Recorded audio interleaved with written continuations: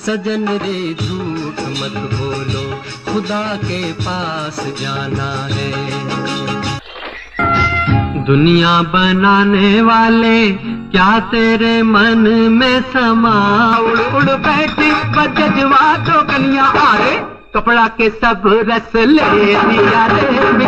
पान खाए सैया हमारो, सौंगी सूरतिया होठ, लाली लाली डोलिया में लाली रे दुल्हनिया, पिया की पियारी भोली भाली रे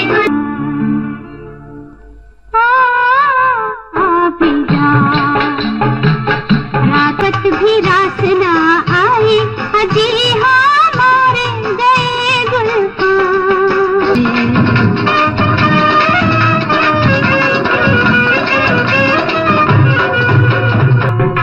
भूलती याद पल को नहीं झूलती मेरी याद, जीवन के पथ पर मीत मिलाए, जीवन के पथ। रेगुलर मेरे शोज चल रहे हैं और अभी भी मुझे प्रोग्राम में निकलना है, लेकिन मैंने विनोद जी से कहा कि मैं गाड़ी स्टार्ट करके गियर आपके हाथ में डाल दूंगा, फिर आप गाड़ी चलाते रहिएगा।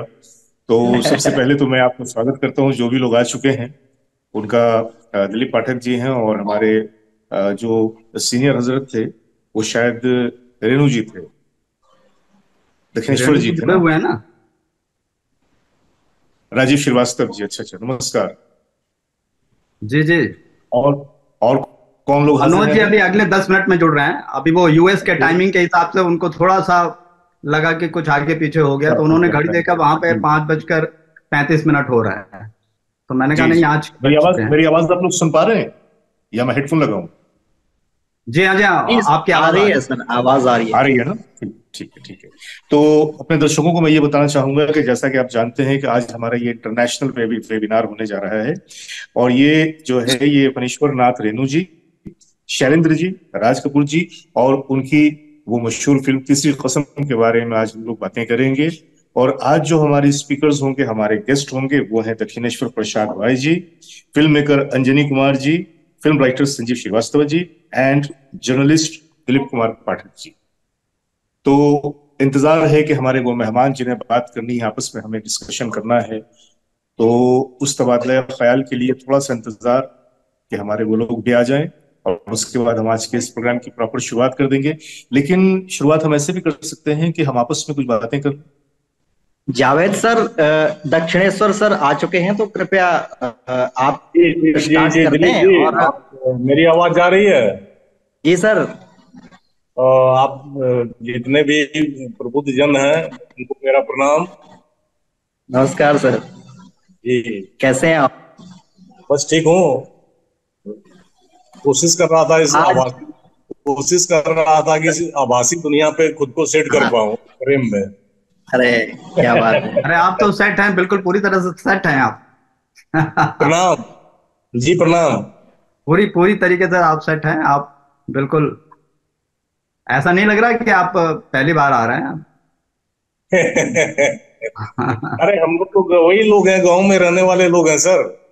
अरे सर, गांव से ही तो प्रारंभ होता है ना, जो नींव का पत्थर है वो गांव से ही प्रारंभ होता है। वो शहर तो सब आभासी शहर है, तो जो है आज मैं यहाँ पे ये बात ऐड करना चाहूंगा। इन्होंने कहा कि हम लोग तो गांव के हैं, लेकिन जो शहरों की शुरुआत हुई थी, शुरुआत तो गांव से ही हुई थी। अगर गांव ना होते तो ये शहर कहाँ होते? विप्लव जी। दक्षिणेश्वर सर, आप ही से शुरुआत करते हैं। अरे क्या बात है भाई।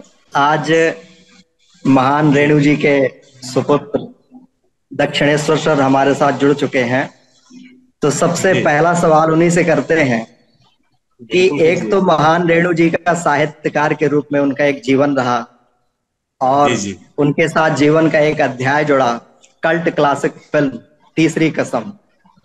तब आपने उनके साथ कैसा बचपन बिताया, क्योंकि बहुत जल्दी गुजर गए थे, और जब नहीं थे तो उनके गुजर जाने के बाद आपके जीवन में क्या परिवर्तन आए, क्या बदलाव आए, अपने विचार रखें तो हम भी आज जान पाए।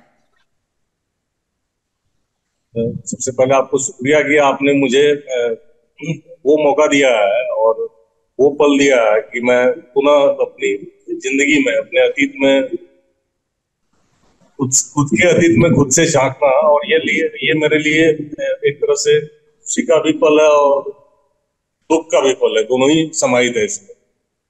क्योंकि मैंने पिताविहीन जिंदगी जिया है। मैं बताऊं आपको कि जब मेरे पिताजी की देहांत हुई थी तो उस वक्त मैं काफी छोटा था, जब 5 साल का रहा होगा। तो आप समझ सकते हैं वो उम्र क्या होती है। वो एक कोरे कागज या सादा स्लेट होता है ना, तो मस्तिष्क वैसा ही होता है। तो उस समय मेरे पिता के अलावा मेरे पास दूसरा कोई चेहरा था ही नहीं मेरे नजर में। मैं जब भी ढूंढता था तो उन्हीं को ढूंढता था, और माँ से भी मेरा लगाव था। लेकिन बाबूजी अगर पटना में होते थे तो मैं बहुत इंतजार उनका करता था कि नहीं कब आएंगे, वो कब आएंगे। वो शायद इसलिए भी कि वो तरह तरह के खिलौने और पटना के पिंटू होटल का जो मशहूर रसगुल्ला वो मेरे लिए लाते थे मिट्टी के बर्तन में। तो मुझे खासतौर पे इंतजार उस रसगुल्ले का होता था और उस खिलौने का जो कुछ घंटे का मेहमान होता था। क्योंकि मुझे खिलौने से खेलने में, मतलब खिलौने से खेलने से ज्यादा उसके अंदर कल पुर्जे क्या सब लगे हैं इसमें ज्यादा दिलचस्पी मेरी होती थी। अगर वो चल रहा है, अगर छोटा सा हेलीकॉप्टर है वो तभी तो उतना विकसित था नहीं कुछ, तो प्लास्टिक का ही सारा कुछ आता था, चाबी वाला। तो मैं थोड़ा जब अपने टोलियों के साथ खेल लेता था तो मुझे ये लगता था कि इसके अंदर आखिर क्या कुछ है, तो फिर उसको तोड़ता था। हालांकि बाबूजी कभी मना नहीं किए, वो महंगी से महंगी खिलौना लेके आते थे। और रसगुल्ला वो मैं इसलिए भी बता रहा हूँ कि ये कई संस्मरण में मेरे ये आ चुके हैं, मतलब छप चुके हैं, और कई इंटरव्यूज में मेरे इसका जिक्र आया है कि रसगुल्ला, पटना का पिंटू होटल का रसगुल्ला काफी मशहूर होता था, जो बाबूजी खुद भी बहुत पसंद करते थे। वो खासतौर पे जब आते तो मिट्टी के बर्तन में पैक करवा के उसको लाते थे, जिसको हम लोग गांव में लदिया बोलते हैं, हंडिया बोलते हैं। जब वो लेके आते थे 1 या 2 किलो क्वांटिटी होता था, तो वो मुझे समर्पित कर दिया जाता था कि पहले ये खाएगा, तो मुझसे बचे तो और लोगों को मिले। तो मैं करता ये था कि रसगुल्ला खा के जब मेरा मन भर जाता था तो पिछवाड़े में जाके कुछ रसगुल्ले को ऐसे ऐसे टुकड़ा टुकड़ा करके छेड़ता था खेत में। तो भाई बाबूजी एक बार हमसे पूछे कि तुम ऐसा क्यों करते हो। मैंने उनसे कहा कि मैं ऐसा इसलिए करता हूँ, आप बहुत बहुत दिन पे आते हैं, ठीक है, और इसको बो रहा हूँ खेत में, इसका पेड़ आएगा तो फिर आपका इंतजार नहीं करना होगा, रसगुल्ला फरने लगेगा पेड़ में, वो फलेगा तो तोड़ के खाएंगे हिला हिला के। और दिलीप जी, समय बहुत कम है और बातें तो बहुत है। आपने रेणु जी के बारे में बहुत बोलना तो हम लोगों के लिए बहुत मुश्किल सा है, लेकिन जानेंगे कि उनके बारे में क्या कर सकते हैं, क्या बोल सकते हैं, क्या समझ पाते हैं। वो हमारे भी समझ से बाहर है, समुद्र की तरह थे। लेकिन सर, मैं आपसे जानना चाहूंगा, हम सब भी जानना चाहेंगे कि अगर आप बता पाए तीसरी फिल्म और राज कपूर साहब के साथ उनकी शुरुआत कैसे हुई, फिर बाकी आत्मीय जन आपसे सवाल करेंगे। ये तीसरी कसम और राज कपूर जी दोनों, मतलब रेनू और राज कपूर और शैलेंद्र, ये तिकड़ी बनी थी उस समय। किसके आदत हैं आप ये बता दी जा रही है, तो सवाल दोहराए आप। तीसरी कसम को लेकर रेणु जी और राज कपूर जी और महान शैलेंद्र जी की शुरुआत कैसे हुई, कैसे नींव डाली गई तीसरी कसम की? देखिए, ये तो एक सुखद संयोग है, और एक साथ ये संयोग नहीं बन पाई थी, मतलब अलग अलग। क्योंकि तीसरी कसम से पहले बाबूजी एक गीतकार, एक कविराज के रूप में शैलेंद्र जी को जानते थे। इसके पहले कि हम तीसरी कसम की बात करें, मैं स्वागत करना चाहूंगा मनोज शैलेंद्र जी का। वो आ चुके हैं और नमस्कार, बहुत बहुत स्वागत है आपका आज के महफिल में। प्रणाम। और माजरत के साथ एक बात मैं ये अर्ज करूंगा, विनोद भाई को मैं बता चुका हूं कि आज मुझे एक प्रोग्राम में निकलना है, तो मैंने चाहा था कि सिर्फ ये शुरुआत हो जाए और उसके बाद आज के मोर्चे को विनोद भाई और दीपक जी संभाल, दिलीप साहब संभाल लें। तो बहुत ही शर्मिंदगी के साथ मैं माजरत चाहता हूं और आप लोगों से अभी मैं इजाजत चाहूंगा। उसके बाद हो सकता है कि सेकंड सेशन में अगर मौका मिला, वक्त हुआ, तो मैं हाजिर हो जाऊंगा। कंटिन्यू करते हैं सर, बताएं कैसे तीसरी कसम की शुरुआत हुई। पहले तो मनोज भाई को मैं प्रणाम करना चाहूंगा। प्रणाम, बहुत खुशी हुई आप मिल गए। ये मतलब अलग अलग विरासत के दो पुत्र आमने सामने हैं, मुझे तो बहुत खुशी हो रही है बड़े भाई को देख के। और सर हम रोमांचित हो रहे हैं आप दोनों को देख करके। ये अद्भुत, ये आपके बदौलत ये अद्भुत संगम हो पाया है कि अभी रोमांचित हो रहा हूँ। ये आइडिया दिलीप का ही था, ये आइडिया दिलीप का था कि भाई शैलेंद्र जी और रेणु साहब और तीसरी कसम पे किया जाए। और अभी एक और हमारे बहुत ही वरिष्ठ और बहुत ही जानकार, फिल्मों के जो जानकार हैं, डॉक्टर राजीव श्रीवास्तव जी, वो भी जुड़े हुए हैं। और साथ में फिल्म मेकर अंजनी कुमार जी, जो बिहार से ही बिलोंग करते हैं और बॉम्बे में रहते हैं, वो भी जुड़े हुए हैं और फिल्मों के बारे में जो टेक्निकल चीजें हैं वो भी बताएंगे। और डॉक्टर राजीव श्रीवास्तव जी तो खैर हर चीज में माहिर हैं, खासकर जहाँ तक फिल्म और संगीत की बात हो। और मुकेश जी पे उन्होंने एक बहुत महत्वपूर्ण पुस्तक लिखी है। तो दिलीप फिर शुरू कीजिए थोड़ा सा। इसमें ना मैं चाहता था कि जो तीसरी कसम है उसके गाने जो बने हैं, उनके गानों के बनने की क्या प्रक्रिया है, उस पे जरा ज्यादा फोकस किया जाए। क्योंकि कालजयी तो गाने ही है, फिल्म तो है ही कालजयी, लेकिन गाने तो कहीं भी हर आदमी आज भी गुनगुना रहा है, गुनगुनाता है। गाने कभी भी वो मतलब अजर अमर ही है गाने, फिल्म देखे या नहीं देखे, कई लोग गाने के जरिए ही फिल्म को जानते हैं। तो गानों पे भी चर्चा करेंगे। तो चलिए शुरू करते हैं। गाने की बात आपने की है तो मैं एक दिलचस्प चीज बता देता हूँ कि गाने के जितने भी मुखड़े हैं वो बाबूजी के हैं, ठीक है। उसको बढ़ाया हमारे आदरणीय शैलेंद्र चाचा ने, उनको सैलूदा हम लोग बचपन से बोलते हैं प्यार से, सैलूदा। तो आपको तीसरी कसम का वो कव्वाली आपको याद होगा कि यही ख्वाहिश है मैं तुझको देखा करूँ। तो उससे पहले है तेरी बाकी अदा पे मैं फिदा। तो ये मुखड़ा ये दोनों बाबूजी गुनगुना रहे थे और शैलेंद्र जी एक ही साथ थे दोनों।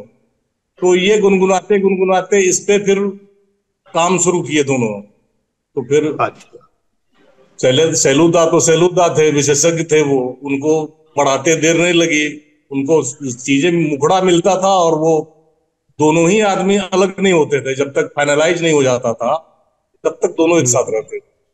तो बाकी गाने भी कुछ गाने जो है तो उसके सजनवा बेरी हो गए हमारे यहाँ, सजन रे झूठ मत बोलो, लाली लाली डोलिया में तो शुरुआती 4 लाइन मुखड़ा बाबूजी का होता था, फिर वो बढ़ाते थे, डिस्कशन होता था उसमें।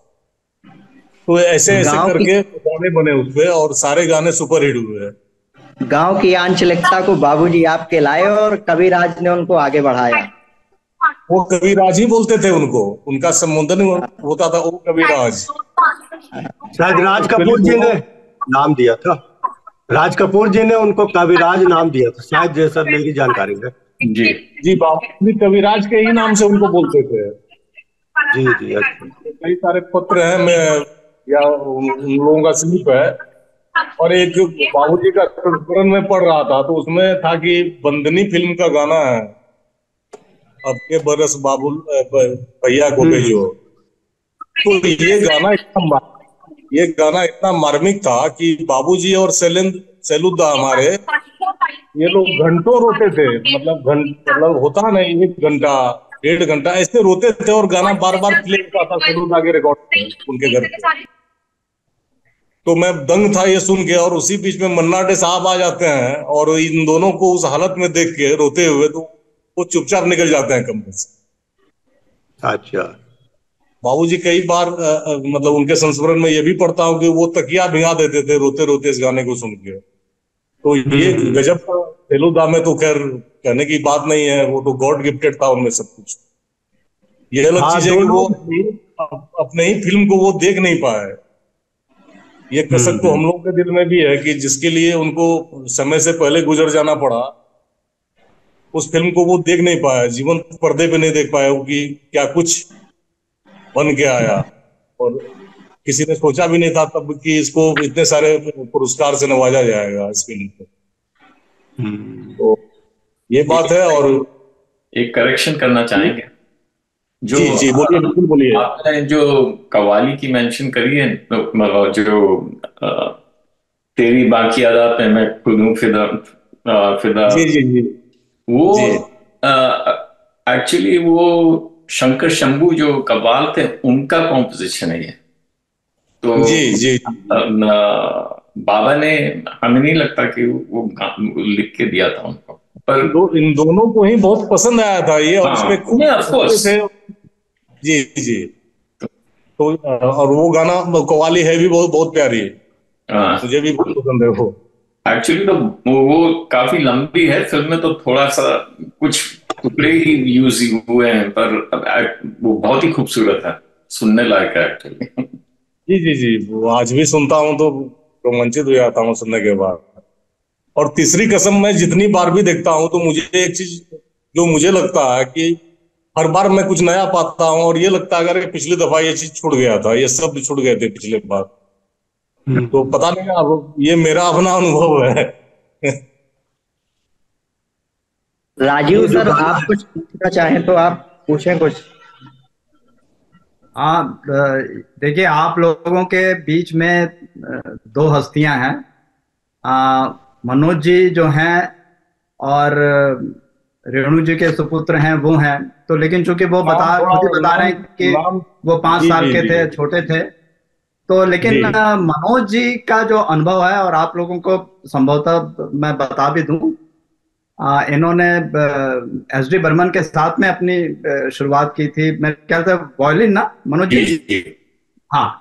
तो तो वो जो इंस्ट्रूमेंट था वो गानों में जो इन्होंने मनोज जी ने बताया है, ओरिजिनल जो गाने में प्ले हुआ है।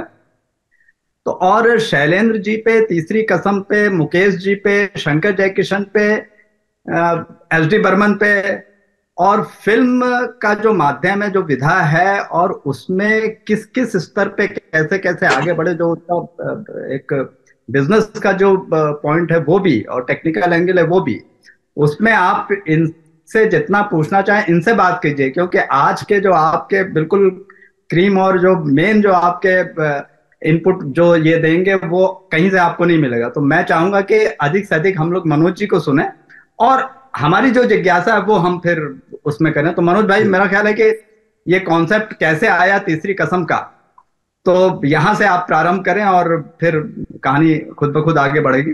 जी मनोज जी।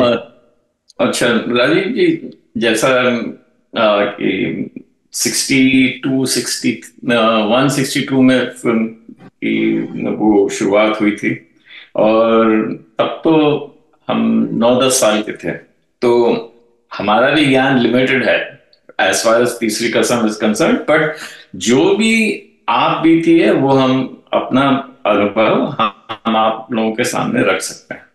तो शुरू कैसे बाबा के हाथ में ये कहानी आई, लोग कहते हैं बासु भट्टाचार्य जो डायरेक्टर थे उन्होंने दी, पर हमें नहीं लगता वो सही बात है, क्योंकि उनका हिंदी का ज्ञान बहुत ही कम था, तो नॉवल पढ़ना तो दूर की बात है।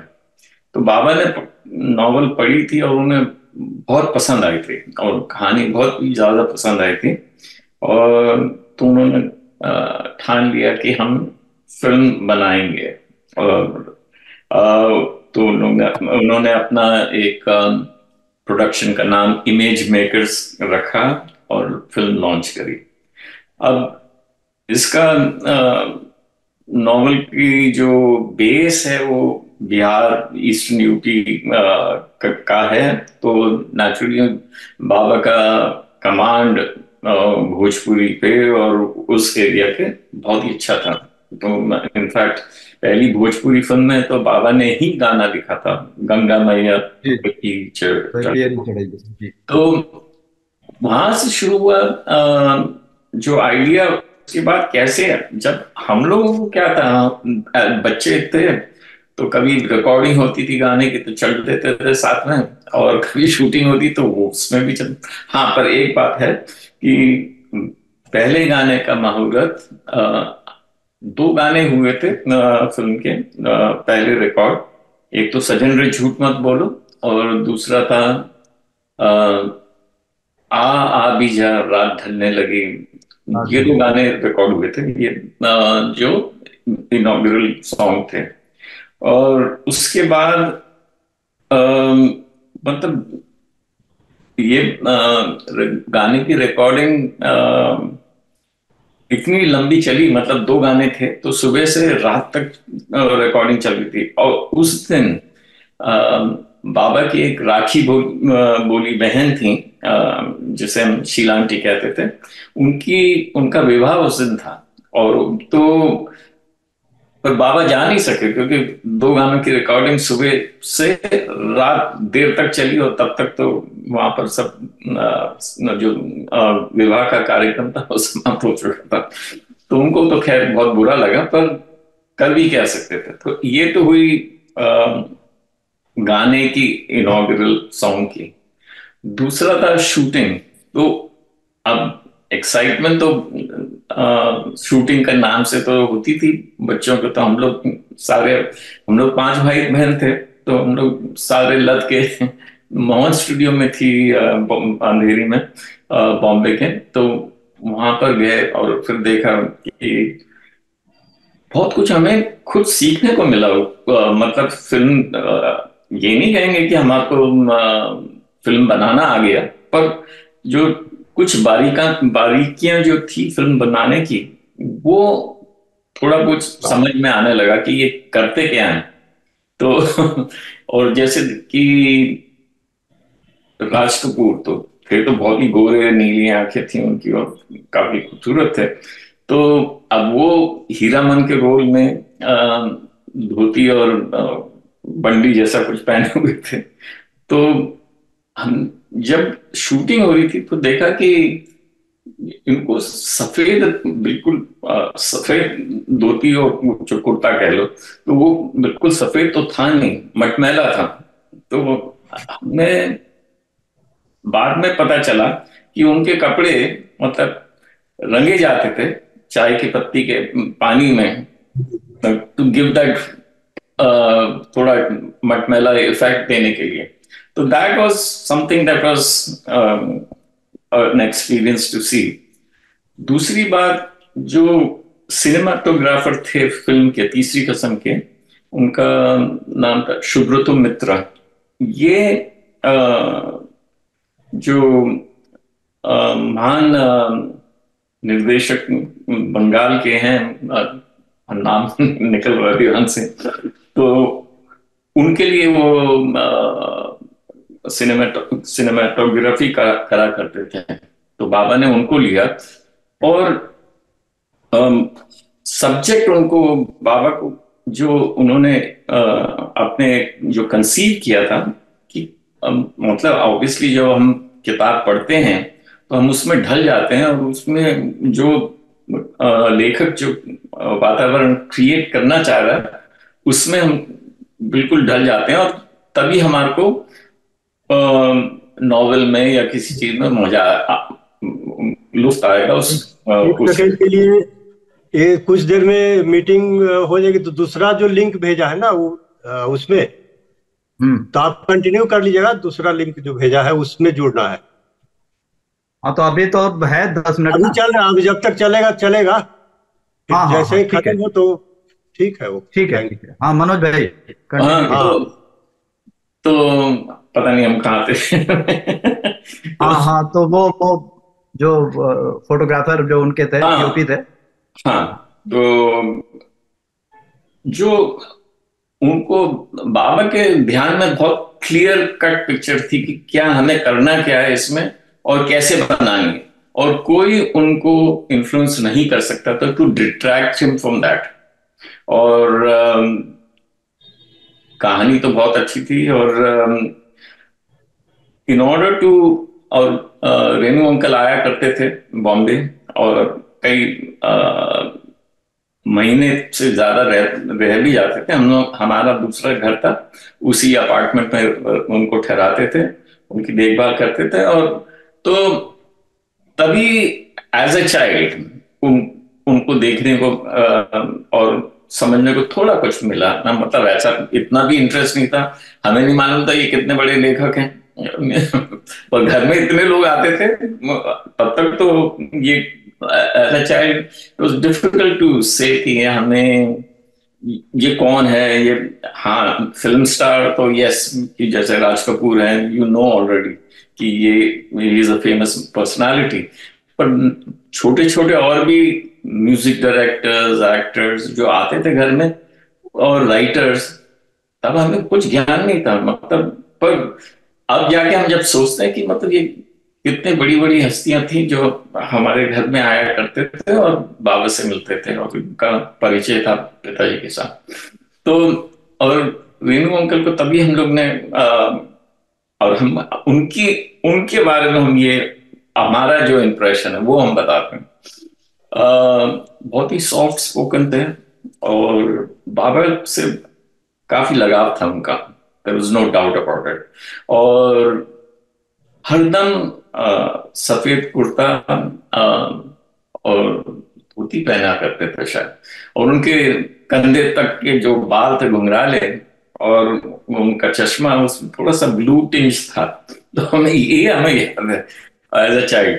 और जैसे जैसे वो आना जाना ज्यादा हुआ तो तब माँ और बाबा दोनों ने बताया कि इतने प्रसिद्ध लेखक हैं ये, इनकी इतनी नॉवेल्स हैं। और तो तब कुछ हमारे ध्यान में, then we started looking at him little differently, मतलब हु इज दिस पर्सन। तो that was as far as Renu uncle is concerned. Teesri Kasam बन तो गई, और एक प्राइवेट स्क्रीनिंग हुई आर के स्टूडियो में, उसमें हम लोग भी गए थे घर के लोग, और राकेश रोशन अंकल उनके पिताजी वो भी थे, उनकी फैमिली भी थी, हमें ये याद है। और फिल्म पसंद तो आई सबको, पर उसी के बाद इमीडिएटली राज कपूर अंकल ने बाबा को सलाह दी कि tragedy is not a tragedy film is not acceptable to the Indian audience yet. वो इतनी आसानी से they will not, because the average man, his life in India was not very bright. So they want to go to a film to get entertained. ये नहीं कि और depression में आ जाएं देख के कुछ, they want to feel good about after coming out of the hall. तो उन्होंने कहा कि इसकी ये तीसरी कसम जो है there will be a problem commercially, क्योंकि people will not accept it as a tragedy, और you should, आपको एंडिंग बदलना चाहिए। एंड उनका हीरामन और हीराबाई का मिलाप हो जाना चाहिए एट द एंड। सो ये आइडिया तो इतना जारिंग था बाबा के लिए, उन्होंने बोला नहीं, I am not going to do any such thing, ये हमारी फिल्म है, हम इसको जैसा बनाया वैसे ही रिलीज करेंगे। और true to his word, he kept his word, and of course the film didn't do well. और जहां तक हमें मालूम है, tragedy films were not accepted right up to film आनंद, जो राजेश खन्ना और अमिताभ बच्चन की जो फिल्म थी, उस फिल्म तक there was no successful tragedy film. और उसके बाद तो of course then people started accepting, और it was more glamorous and acceptable. पर तीसरी कसम तक तो वो था नहीं। और बस फिर और आप लोग पूछिए। अंजनी जी उस समय कुछ कहना चाह रहे थे, अगर वो तो आप अपने जो भी आपका प्रश्न है वहां से प्रारंभ करें। मनोज शैलेंद्र जी को मैं नमस्कार कर रहा हूँ, और मेरा मनोज शैलेंद्र जी से ये एक सवाल है कि एक कवि मन, जिनको कविराज बोलते थे, उन्हें कहानी इतनी पसंद आ गई कि वो प्रोड्यूस करने लगे। एक प्रोड्यूसर का चरित्र और एक कवि का चरित्र दोनों ही एक अलग चरित्र होता है। प्रोड्यूसर बहुत हार्डकोर बिजनेसमैन होता है और कवि एक सॉफ्ट हृदय, जिसको सॉफ्ट हृदय का होता है। तो उन्होंने क्यों प्रोड्यूसर बनने का सोचा, इसके बारे में कभी आपकी चर्चा हुई थी क्या? क्योंकि प्रोड्यूसर बनने के बाद जो तकलीफें होती हैं, जो नुकसान होता है, जो चीजें हुई हैं, उसके बारे में कभी चर्चा हुई थी क्या आपसे?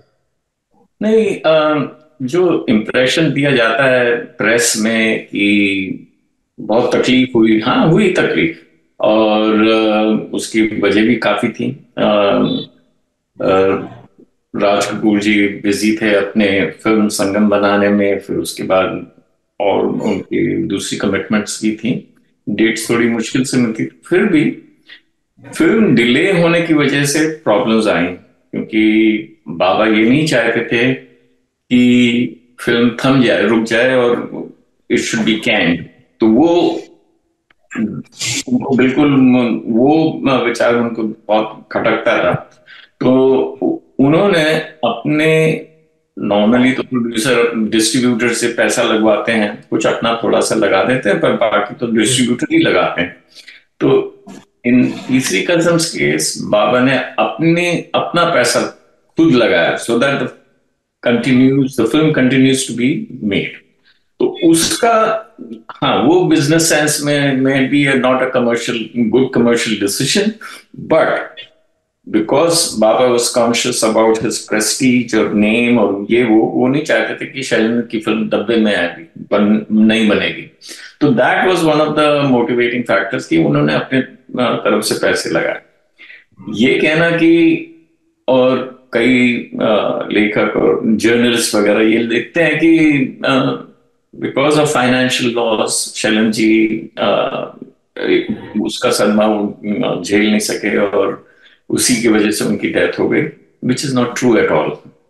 क्योंकि हमने कई बार और हर बार बोलेंगे भी हम आगे भी कि आप लोगों के साथ शेयर करना चाहेंगे कि एक बाबा के गुजर जाने के 1-2 महीने पहले की बात है ये, और हम शाम के वक्त खेलने के बाद बाबा के कमरे में गए, बाबा थे अकेले, और पता नहीं क्यों उन्होंने हमारे को बैठाया और कहा कि एक कागज निकाला, उसमें लिखा हुआ था कि इसको दीज पीपल, इनको इतना देना है, इनको इतना देना है। तो सब हिसाब था उनके पास कि टोटल इतना है। तो और हमारे को कहा कि अगर इस वक्त शंकर जयकिशन एक ही म्यूजिक डायरेक्टर, शंकर जयकिशन के हाथ में तकरीबन 50 फिल्में हैं, अगर उन 50 फिल्मों में एक ही गाना, हर फिल्म में एक गाना भी लिखे हम, I can wipe out this death. तो जहां तक आई एम कन्विंस्ड कि financial reason was not the cause of his death. और दूसरी बात ये है कि बाबा हैड ऑलरेडी डिसाइडेड कि वो अगली फिल्म बनाएंगे, और वो भी रेणु अंकल की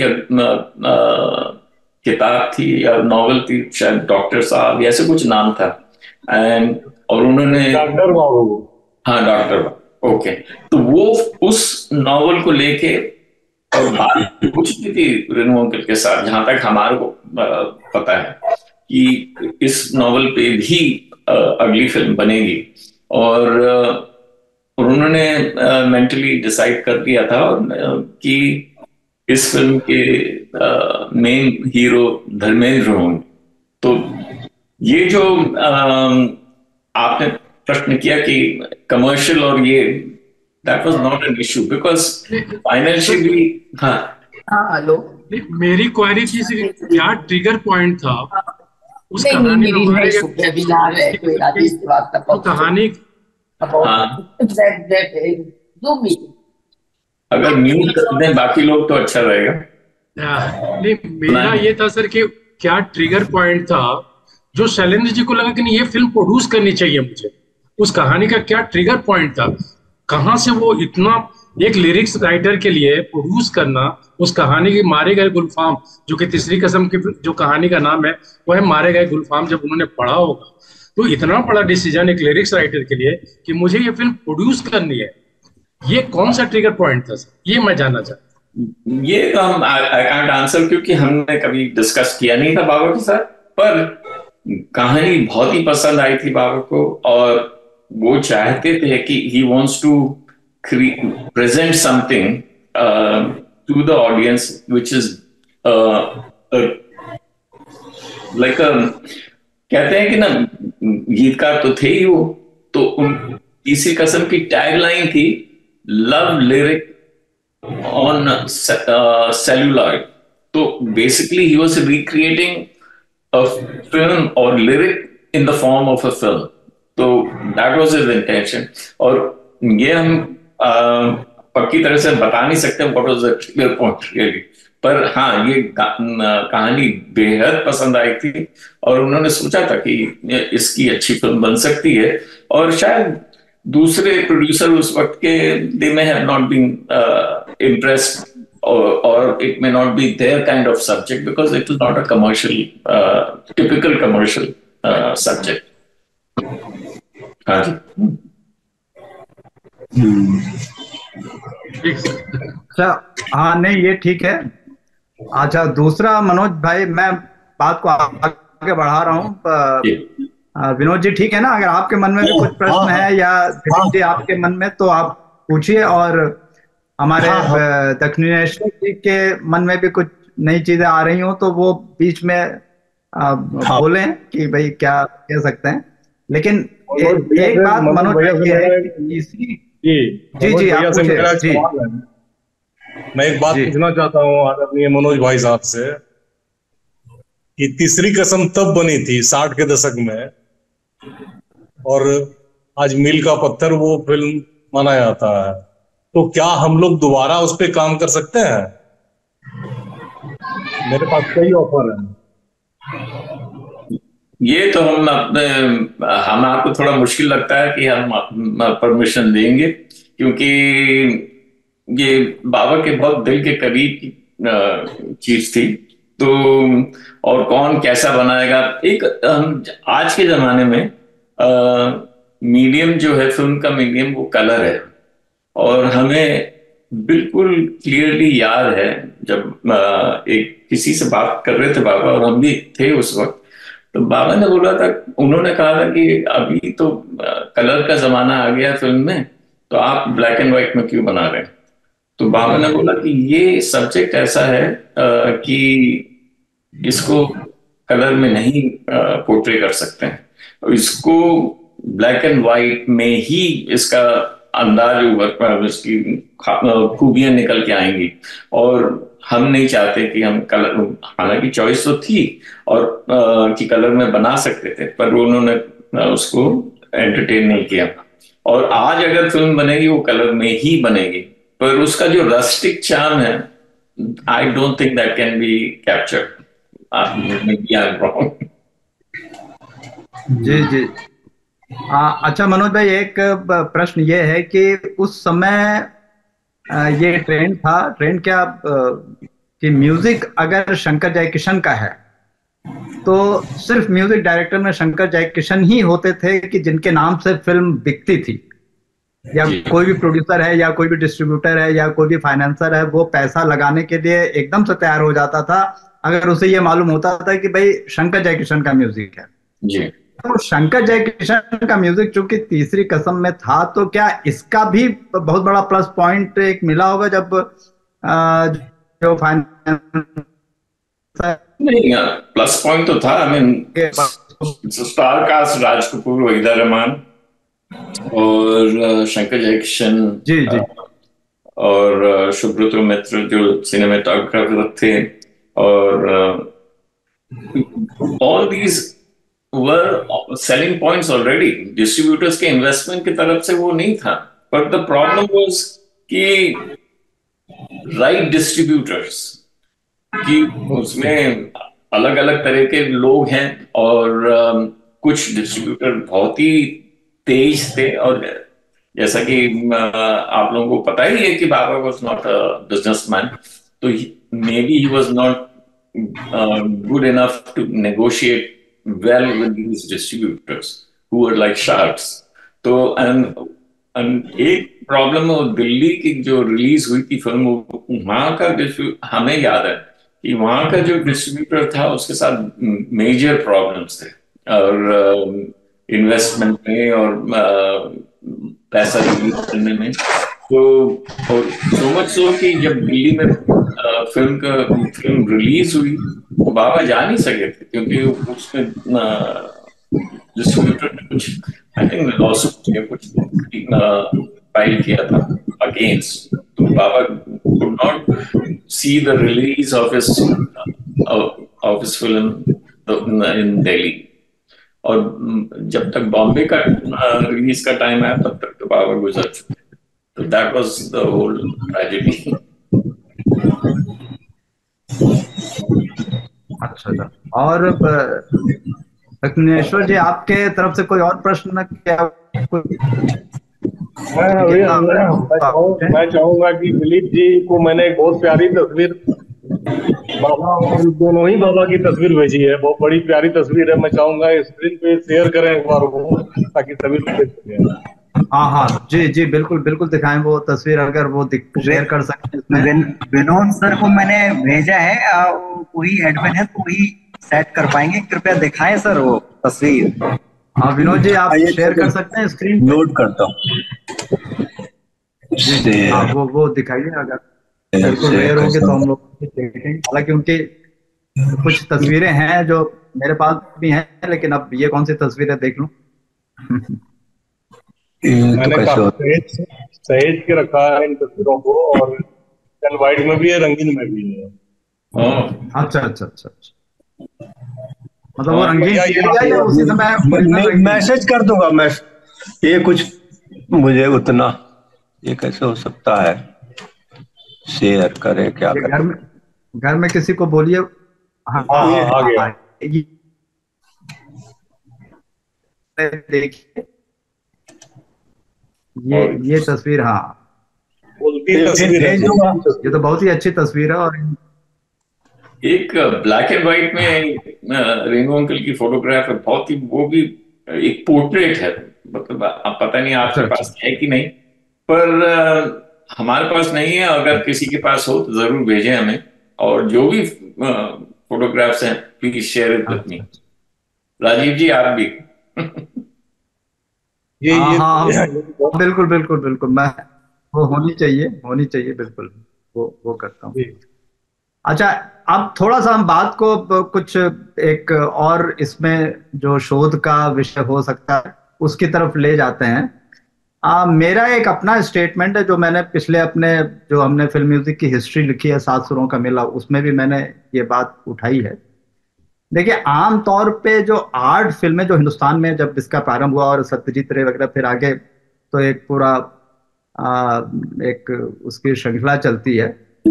और आर्ट फिल्म जब हम कहते हैं तो एक भान ये होता है कि वो कला फिल्में हैं तो बिल्कुल भारत की जो जितनी दुर्दशा हो सकती है, या बिल्कुल वहाँ यहाँ की गरीबी है, इस तरह की बातें करके पोर्ट्रेट करके फिर उससे नेशनल इंटरनेशनल, विशेष तौर से इंटरनेशनल अवार्ड लोगों ने जीता, सब कुछ किया।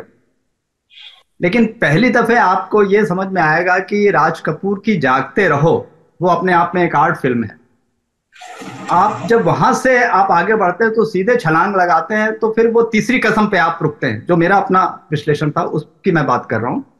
तो तीसरी कसम एक ऐसी आर्ट फिल्म है, ये कमर्शियल फिल्म तो आप किसी एंगल पे नहीं कहेंगे, और इस वजह से भी आपको ये लगेगा कि जितने किस्म के आर्ट फिल्म से संबंधित हो सकते हैं वो सारा उसका समावेश तीसरी कसम है। जो हम लोक तत्व करते हैं सिनेमा में, लोक भाषा की बात करते हैं, वो सारा पुट तो है ही। और जो उसमें जो संवाद हैं, संवाद में भी जो एक गांव का एक जो आंचलिक जो एक उसका स्पर्श होता है, वो सारा का सारा कुछ उसमें है। और जब हम कथानक पे, कहानी पे जाते हैं तो ये बिल्कुल हर कोई इससे सहमत होता है कि ये कहानी अपने आप में आर्ट भी है और फोक भी है, और गीत संगीत तो बिना फोक के मतलब आप कल्पना नहीं कर सकते कि उसमें गीत संगीत का क्या स्वरूप, कितना बढ़िया स्वरूप हो सकता है। वो सारा का सारा जो मेल मिलाप है वो तीसरी कसम है, मारे गए गुलफाम जो जहां से ये ओरिजिन होता है। तो मेरा ये प्रश्न हमेशा होता था, और मैंने जो उस समय के बड़े बड़े निर्देशक थे, जब मैं इंटरनेशनल फिल्म फेस्टिवल में गोवा में, क्योंकि हर साल मैं जाता था, तो वहां पे भी मैं डिस्कस करता था, तो ये बात उठाता था। मैं ये क्योंकि एक बार हमको शायद इन्होंने, जो हमारे ये अभी आज के डायरेक्टर हैं श्याम बेनेगल, उनसे मैंने कहा कि साहब आप इस बात का रोते हैं कि हमारी फिल्मों को दर्शक नहीं मिलते। तो मैंने कहा कि साहब आप राज कपूर की तरह या शैलेंद्र साहब की तरह फिल्में क्यों नहीं बना सकते थे? बोले क्या मतलब आपका? मैंने कहा आपने तीसरी कसम तो देखी होगी। बोले कि हाँ। मैंने कहा साहब तीसरी कसम में वो सब कुछ है जो एक आर्ट फिल्म को आर्ट के लेवल तक भी ले जाती है, लेकिन उसको उस तरीके से कमर्शियल नहीं करती है कि जिसमें आप ये कह सकते हैं कि ये व्यावसायिक सिनेमा है। वो पूरी तरह से आर्ट फिल्म ही रहती है। तो जब शैलेंद्र उसमें उस तरह के गीत लिख सकते हैं जो लोगों के हृदय को स्पर्श करते हैं, शंकर जयकिशन ऐसा म्यूजिक दे सकते हैं जो लोगों को उत्साहित करते हैं, आनंदित करते हैं, और मुकेश की वाणी है, लता मंगेशकर है, तो जब ये सब मिलकर एक ऐसा पुष्प गुलदस्ता बना सकते हैं, तो आप लोग ऐसा क्यों नहीं करते? क्यों नहीं ऐसा म्यूजिक रखते? क्यों नहीं ऐसा लिरिक्स रखते जो रियल है? मतलब आपको उसमें कमर्शियल एंगल जोड़ने की आवश्यकता नहीं है, आप आर्ट को वो करते हुए। तो इस बात पे वो सहमत तो होते थे, लेकिन पब्लिकली वो नहीं कहते। तो मेरा ये प्रश्न है कि मैं मनोज भाई से भी जानना चाहूंगा, और चूंकि अंजनी जी और बाकी हमारे रेणु साहब भी यहाँ बैठे हुए हैं, तो मैं इन सब से ये जानना चाहूंगी कि क्या हमारे भारत में जो कला है, जो साहित्य है, उसको जो एक ऊंचाई मिल सकती थी, तो क्या ये व्यावसायिक जो लोग हैं उन्होंने जानबूझकर ऐसा षड्यंत्र रचा कि ये कला पीछे रह जाए, साहित्य पीछे रह जाए, जो हमारा व्यवसाय है वो फले फूले, और हम लोग मार धाड़ और जो सेक्स है, वायलेंस है, ये सब दिखा के हम तात्कालिक जो एक उन्माद होता है वो लोगों में पैदा करें और पैसा कमाएं? इस बारे में मनोज भाई आप कहें, फिर मैं इनको दक्षिणेश्वर जी को भी कहूंगा कि वो भी कुछ अपना मत रखें। हमारी भी मुश्किल है ये कहना कि, पर एक बात तो है कि कमर्शियल फिल्म्स जो टेस्ट जो क्रिएट करते हैं लोग, प्रोड्यूसर्स या डायरेक्टर जो भी हैं, वो पब्लिक को इन्फ्लुएंस कर रहे हैं। उनकी वजह से उस तरह की फिल्में आ रही हैं जो अपन पहले तब भी हम कहते थे ये कमर्शियल है, ये बॉक्स ऑफिस फिल्म है, इसमें कुछ सब मसाला है तो और कुछ है नहीं। पर टेस्ट बिगाड़ने का काम खुद ही नहीं किया, कोई उसको आगे लेके नहीं चला। मतलब जैसे अभी आपने श्याम बेनेगल जी का जिक्र किया, उन्होंने भी बहुत अच्छी फिल्में बनाई, पर द थिंग इज कि ही डिडंट परस्यू कि उस तरह का to bring it up to that level. और बाकी का तो छोड़िए, मतलब आज के फिल्मों की तो बात ही नहीं करें, क्योंकि म्यूजिक ही खराब है और गाने वगैरह तो हम बोलेंगे नहीं, पर इतना उसमें वो भूल गए हैं वो कि there is such a thing as folk. अगर आप तीसरी कसम में देखेंगे तो there is lot of folk element inside in the film. उसमें सत्यजीत रे की जो अपूर्व संसार, अपरिचित, तो जो ब्लैक एंड व्हाइट फिल्म थी, उसका टेस्ट आता है तीसरी कसम में ब्लैक एंड व्हाइट में। At the same time, because the story is such, नौटंकी के हीराबाई जो नौटंकी की आर्टिस्ट है, उसके बारे में फिल्म है, उसमें गाने इंट्रोड्यूस किए to take the film to another level, but उस स्टोरी को डैमेज नहीं करते हैं वो गाने किसी भी तरह से। और जैसे चलत मुसाफिर मोहलिया, वो गाना मतलब देखो कितना it looks so real and so rustic, जो कहते हैं, that has been brought out so beautifully in that film. बस तो हमारे हिसाब से तो ऐसा कोई हमें नहीं लगता कि बाबा ने कुछ परस्यू किया कि ये आर्ट फिल्म बनेगी या ऐसा कुछ नहीं. He made a film as he thought and did not detract from the elements of the story. जी जी जी. अंजनी भाई, आप कुछ इस पे कहना चाहेंगे? कि मैंने भी एक फिल्म बनाई थी और मैंने लिटरेचर पे रामधारी सिंह दिवाकर है, बिहार के एक राइटर हैं जिनकी कहानी थी मखान पोखर. बड़ी चर्चित कहानी थी. अच्छा. उस पे हमने एक भोजपुरी में फिल्म बनाई उसको. तो मैं इसलिए जानना चाह रहा था कि क्या शैलेंद्र जी के दिमाग में उसमें ट्रिगर हुआ था कि मुझे मारे के गुलफाम पे बनाना है. तो मैं भी वही जब कहानी पढ़ा मखान पोखर, तो मुझे लगा कि इस पे फिल्म बननी चाहिए, क्योंकि वो एक औरत को रिप्रेजेंट करती थी कहानी, एक पावरफुल औरत को रिप्रेजेंट करती थी जो अपने पैटर्नल प्रॉपर्टी पे बराबर का अधिकार चाहती थी. तो वही चीजें जो है कि कहानी को मुकम्मल तरीके से तीसरी कसम या मारे के गुलफाम, एक कहानी उठाई गई और एक मुकम्मल फिल्म बनाई गई. वो ये नहीं देखा गया कि वो कमर्शियल है या आर्ट है, वो एक मुकम्मल फिल्म है. हम उसको ये नहीं बोल सकते कि वो कमर्शियल है कि आर्ट है. हाँ, मैं जब एनालाइज करता हूँ मैं अपनी फिल्म से या तीसरी कसम को, मैं देखता हूँ कि वो कल्ट फिल्म है. आज भी जब टीवी पे होता है तो लोग टीवी छोड़ के जाना नहीं चाहते हैं, टीवी पे देखते हैं वो फिल्म को, लेकिन थिएटर में नहीं गए. क्योंकि हो सकता है जिस तरीके से राज कपूर के फिल्म मेरा नाम जोकर से, उस जोकर से एक आम पब्लिक अपने आप को रिलेट नहीं कर पाई, शायद तीसरी कसम में उस गाड़ीवान से, उस बाई से एक पूरा एक यूनिवर्सल जो एक पब्लिक होता है, शायद अपने आप को ये नहीं देख पाई कि हम वो बाई हैं कि हम वो गाड़ीवान हैं, शायद ना देख पाई हो. इस कारण से जो है वो अपने आप को रिलेट नहीं कर पाई. और वो जो क्लाइमैक्स वाली जो बात थी कि वो क्लाइमैक्स शायद ट्रेजिक क्लाइमैक्स नहीं चलता है, वो ट्रेजिक क्लाइमैक्स से मेरा नाम जोकर में भी ट्रेजिक क्लाइमैक्स था कि 4 ब्रेकअप्स टूटते हैं और उसके बाद वो फिल्म फ्लॉप हो जाती है या नहीं चलती है. तीसरी कसम का भी बिजनेस का एक ट्रेजिक स्टोरी थी. लेकिन वहीं पे मुझे लगता है कि अगर रिलेट करता, आम ऑडियंस यूनिवर्सल पब्लिक से रिलेट करता, तो शायद फिल्म चल जाती है. क्योंकि टाइटैनिक एक बहुत बड़ा एग्जाम्पल है जो कि एक डिजास्टर्स फिल्म है, लेकिन वहां पे एक यूथ की लव स्टोरी डाल करके एक ट्रेजिक स्टोरी बना देता है और वहां पे वो मर जाता है और वो फिल्म सुपर डुपर हिट हो जाती है, टाइटैनिक जैसे फिल्म. तीसरी कसम उससे कहीं बेहतर कथा के लेवल पे, प्रेजेंटेशन के लेवल पे, म्यूजिक के लेवल पे उससे कहीं बेहतर फिल्म थी. लेकिन उस समय की ऑडियंस, डिस्ट्रीब्यूटर की राजनीति, क्योंकि मैं खुद भुक्तभोगी हूँ डिस्ट्रीब्यूटर की राजनीति कि एक दिन फिल्म नहीं चली, 2 दिन फिल्म नहीं चली. लेकिन वो जब पीरियड था कि फिल्म को कम से कम 1 सप्ताह चलाना होता था, 2 सप्ताह चलाना होता था. अगर डिस्ट्रीब्यूटर डिटरमाइन होता कि नहीं इस फिल्म को चलाना है तो चला दिया होता, तो शायद डिस्ट्रीब्यूटर के नेग्लिजेंसी के कारण ये फिल्म उस समय उतनी सक्सेसफुल नहीं हो पाई. ये मेरा एक पॉइंट है, नहीं तो ये फिल्म चली होती. आपने मेंशन किया डिस्ट्रीब्यूटर का, उनका बहुत बड़ा रोल है फिल्म के ना चलने के का कारण. क्योंकि जो नॉर्मली, जहां तक हमें इतना ज्ञान तो है नहीं, पर जितना ज्ञान है उसमें ये था कि डिस्ट्रीब्यूटर थिएटर्स बुक करते हैं for a certain period of time, और उस पीरियड में जैसे 3 हफ्ता, 4 हफ्ता,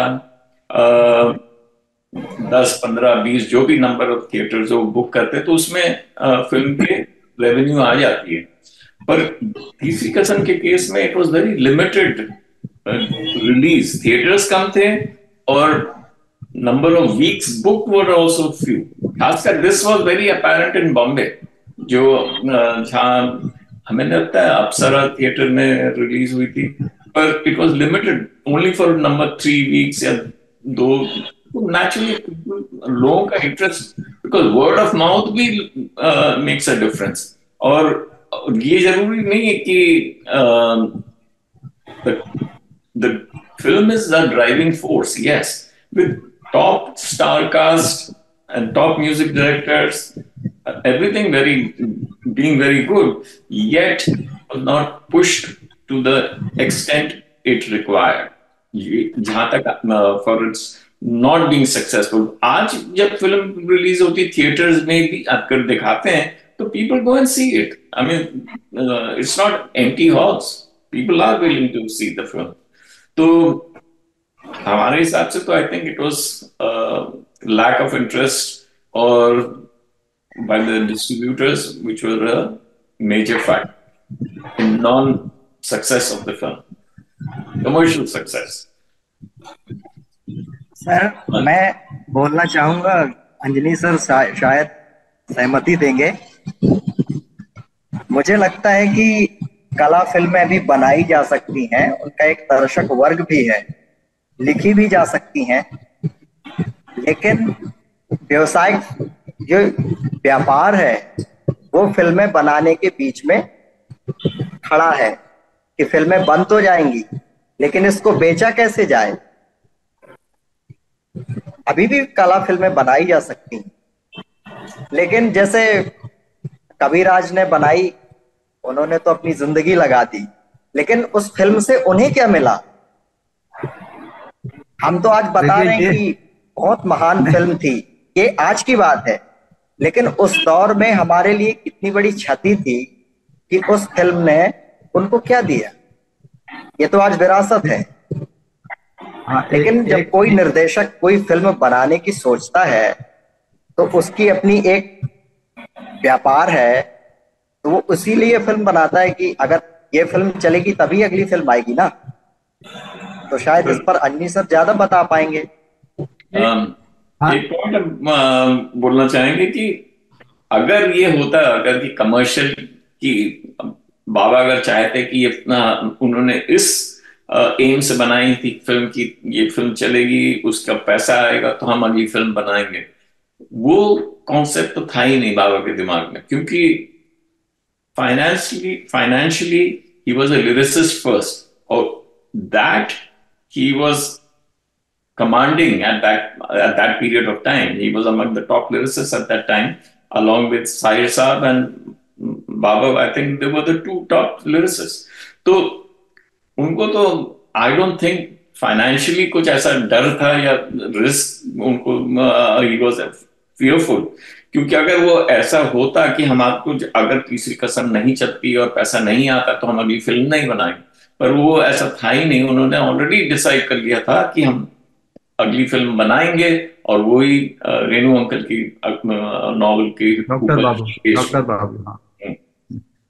अच्छा, एक बात और है, अंजनी भाई की बात को ही मैं आगे बढ़ा रहा हूं कि वो जो आपने बात की कि राज कपूर की जो मेरा नाम जोकर है और शैलन साहब की तीसरी कसम है, तो उसमें एक नाम और भी जोड़िए कि पहली दफे में ये लोग हैं वो अपने को रिलेट नहीं कर पाते जिसको आप कह रहे हैं, और पहली दफे में ये रिजेक्ट होती है, लेकिन बाद में यही फिल्म ऑल टाइम ग्रेट हो जाती है। तो ऐसा ही वाकया देवानंद की फिल्म जो थी गाइड, उसमें भी हुआ था, और देव साहब ने खुद मेरे को ये बताई बात कि भाई ये फिल्म जब पहली दफे रिलीज हुई तो ये फ्लॉप हो गई, ये थिएटर से उतार दी गई, और हम लोग बड़े परेशान हुए कि भाई ये गाइड इतनी बड़ी फिल्म, हमने इतना कुछ लगाया इसमें और ये रिस्पॉन्स आ रहा है। तो ये वापस जब उतार ली तो फिर उन्होंने कहा कि 2-3 महीने बाद फिर से हमने इसको रिलीज किया, और उसके बाद जो मोमेंटम पकड़ा इस फिल्म ने और जो लोगों का रिस्पॉन्स आया, तो वो वैसा ही था जैसा कि फिल्म को आज हम देखते हैं और रिस्पॉन्ड करते हैं तो वैसा होता है। तो वही चीज है कि हम मेरा नाम जोकर को आज देखते हैं तो जिस तरीके से रिस्पॉन्ड करते हैं, और तीसरी कसम को जब देखते हैं तो जैसे रिस्पॉन्ड करते हैं आज की पीढ़ी को ये थोड़ी मालूम है कि भाई उस जमाने में क्या क्या ट्रेजेडी हुई थी या क्या पॉलिटिक्स हुआ या किस किस्म की घटनाएं दुर्घटनाएं हुई। लेकिन वो जब फिल्म के हिसाब से, उसके स्टोरी के हिसाब से और बाकी जो इनपुट्स हैं उसमें एलिमेंट्स हैं, सॉन्ग्स हैं, म्यूजिक है, और तो उससे देखती हूँ तो उनको लगता है कि ये ऑल टाइम ग्रेट है।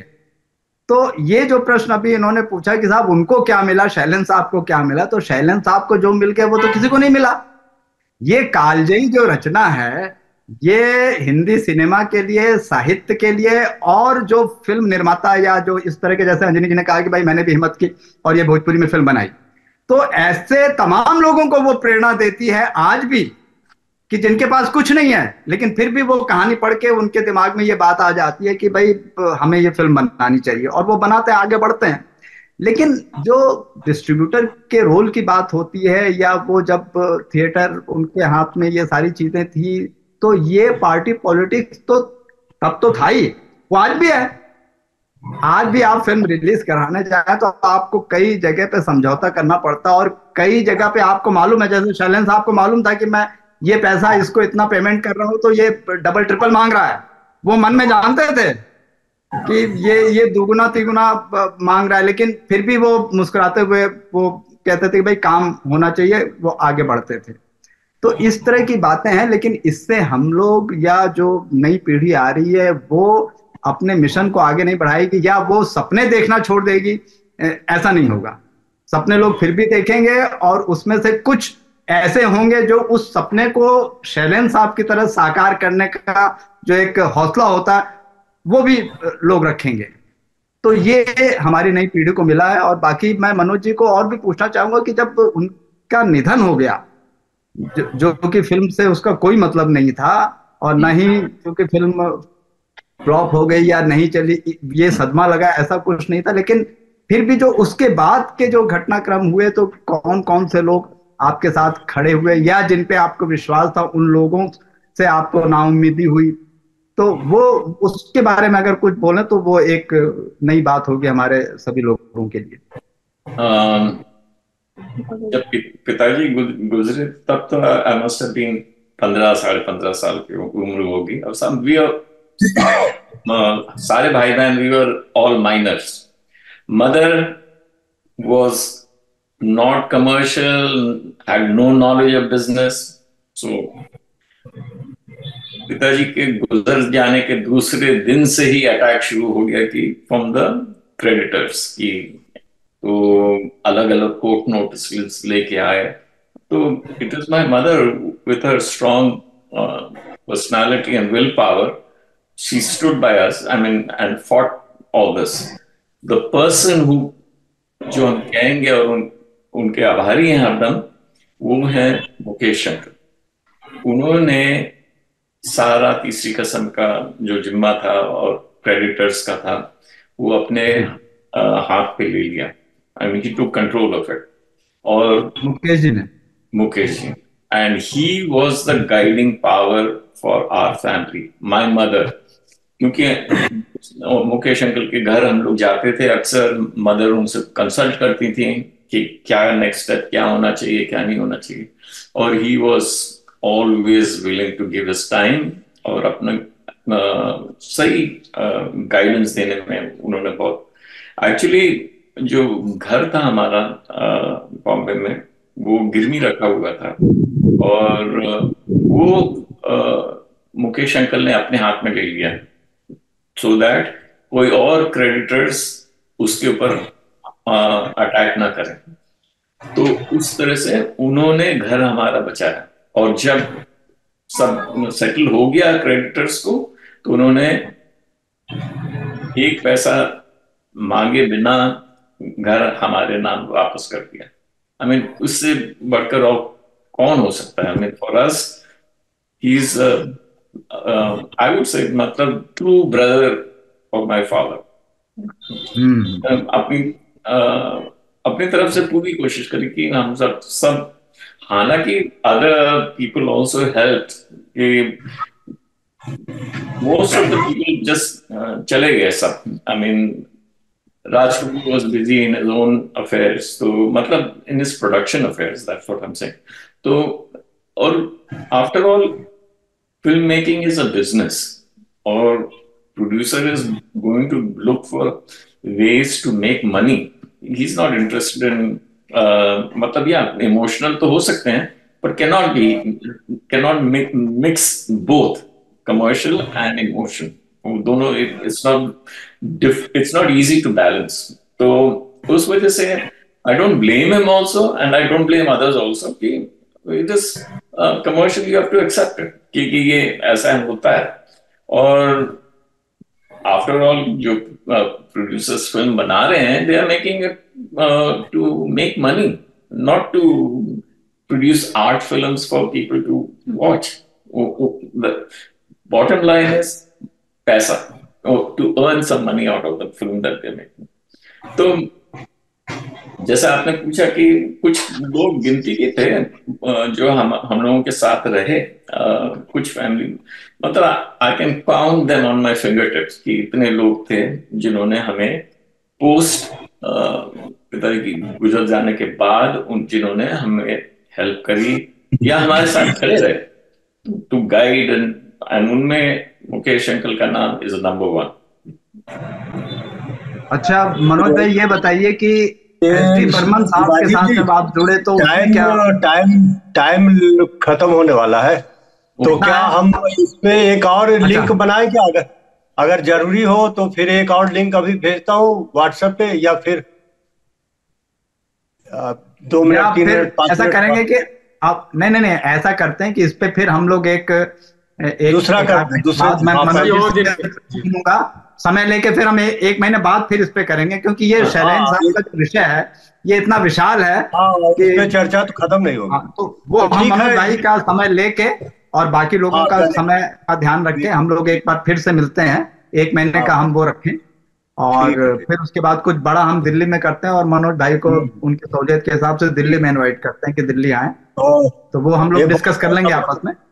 बहुत बहुत धन्यवाद कि सभी लोग आए और बहुत अच्छी चर्चा हुई, बहुत सार्थक चर्चा।